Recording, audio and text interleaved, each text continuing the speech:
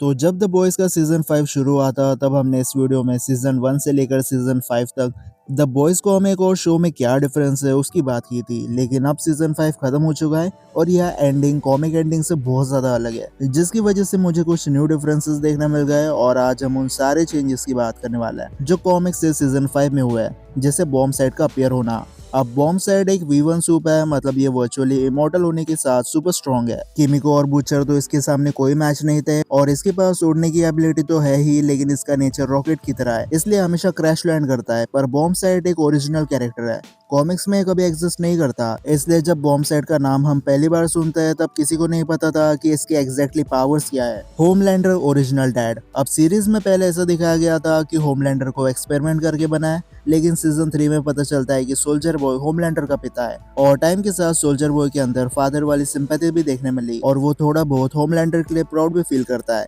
लेकिन कॉमिक्स में ऐसा नहीं होता, या सोल्जर बॉय और होमलैंडर का आपस में कोई कनेक्शन नहीं होता। लेकिन स्टॉर्म फ्रंट जो शो में एक फीमेल कैरेक्टर है पर कॉमिक्स में एक मेल कैरेक्टर था और होमलैंडर से पहले स्टॉर्म फ्रंट प्लैनेट का सबसे पावरफुल सूप था, इसलिए वॉट स्टॉर्म फ्रंट का डीएनए यूज करती है होमलैंडर को बनाने के लिए, जिसकी वजह से कॉमिक्स में स्टॉर्म फ्रंट होमलैंडर का फादर बन जाता है। Mister marathon death. अब सीरीज में मिस्टर मैराथन को सीधा सीजन 5 में इंट्रोड्यूस किया था, जहां हमें पता चलता है कि ये द 7 का मेंबर था, लेकिन बाद में A-Train इसे रिप्लेस कर देता है। अब शो और कॉमिक्स दोनों जगह होमलैंडर की वजह से ही मिस्टर मैराथन की कहानी खत्म हो जाती है। बस फर्क इतना है कि शो में सोल्जर बॉय पहले मैराथन की हालत खराब करता है और फिर होमलैंडर इसे क्रश कर देता है, पर कॉमिक्स में मैराथन सीरीज की स्टार्टिंग में खत्म हो जाता है। मिस्टर मैराथन भी फ्लाइट 37 की मिशन पर जाता है, लेकिन जब ब्लैक नोयर गलती से प्लेन से बाहर उड़ जाता है तब सिचुएशन आउट ऑफ कंट्रोल हो जाती है, जिसकी वजह से होमलैंडर भी प्लेन से बाहर निकल जाता है। लेकिन अब मिस्टर मैराथन होमलैंडर को पकड़ लेता है, उसकी जान बचाने को बोलता है, लेकिन तब तक बहुत देर हो चुकी थी और फ्लाइट 37 होमलैंडर से क्रैश कर जाती है।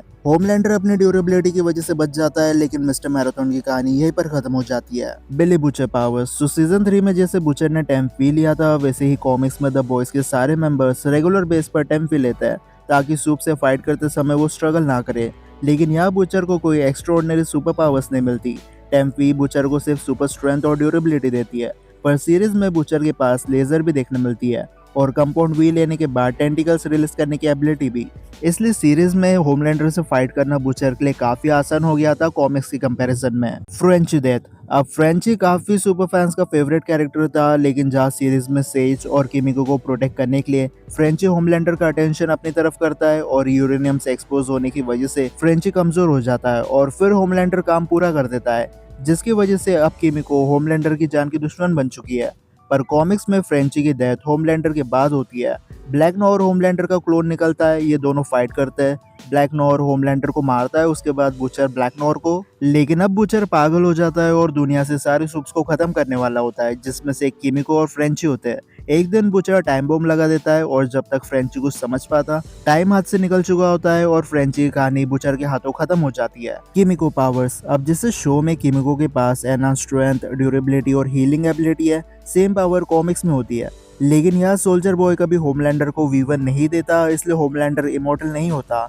लेकिन सीरीज में होमलैंडर इमोर्टल है, इसलिए अब बॉयज के पास सिर्फ एक ही ऑप्शन था कि किमिको को अब सोल्जर बॉय की पावर्स रिलीज करके होमलैंडर को पावरलेस बनाना होगा। पर कॉमिक्स में होमलैंडर फ्रेंची को कभी नहीं मारता, इसलिए किमिको कभी होमलैंडर को मारने के लिए नहीं जाती, यूरेनियम एक्सपेरिमेंट खुद पर नहीं करती और ना ही यहाँ कभी किमिको के पास सोल्जर बॉय वाली पावर्स देखने मिलती है। ऐसे ही वायरस की बात करें तो एंटायर सीजन 5 V1 और वायरस के अराउंड रिवॉल्व करता है, पर कॉमिक्स में चीजें ऐसे नहीं होती।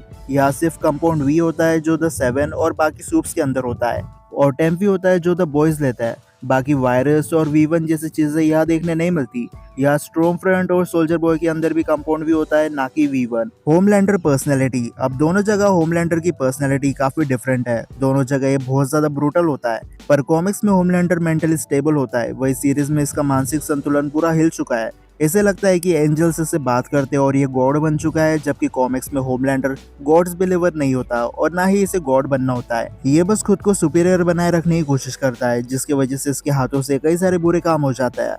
Black Noire. अब पर्सनली मुझे ऐसा लगता है कि शो ने ब्लैक नोयर को कम्प्लीटली वेस्ट कर दिया।